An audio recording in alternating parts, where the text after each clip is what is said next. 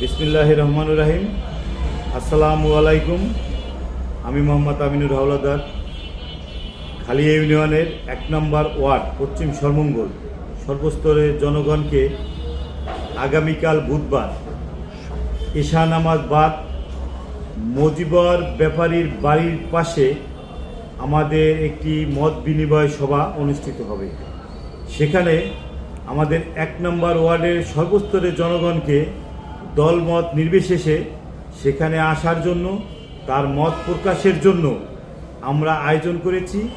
আপনারা 1 নম্বর ওয়ার্ডের পশ্চিম সরমঙ্গলবাসী সবাই সেখানে আসবেন, আপনাদের যার যার মত বিনিময় করবেন এবং আমরা আগামী যে 12ই ফেব্রুয়ারি যে নির্বাচন অনুষ্ঠিত হতে যাচ্ছে, সেই নির্বাচনে আমরা কার পক্ষে ভোট দেব, কীভাবে ভোট দেব, এই আলোচনাটাই আমরা টোটাল গ্রামবাসী মিলে, এখানে কোনো দলমত নির্বিশেষে, এখানে কোনো দল নাই, মত নাই, নলমত নির্বিশেষে আপনারা আসবেন, আপনাদের মত প্রকাশ করবেন এবং সুন্দর একটি নির্বাচন যাতে অনুষ্ঠিত হয়।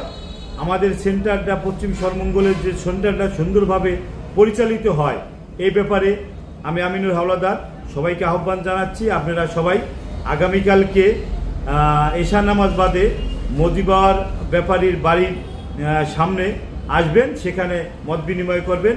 সবাই এখানে উপস্থিত হবেন। সবাইকে ধন্যবাদ। আসসালামু আলাইকুম।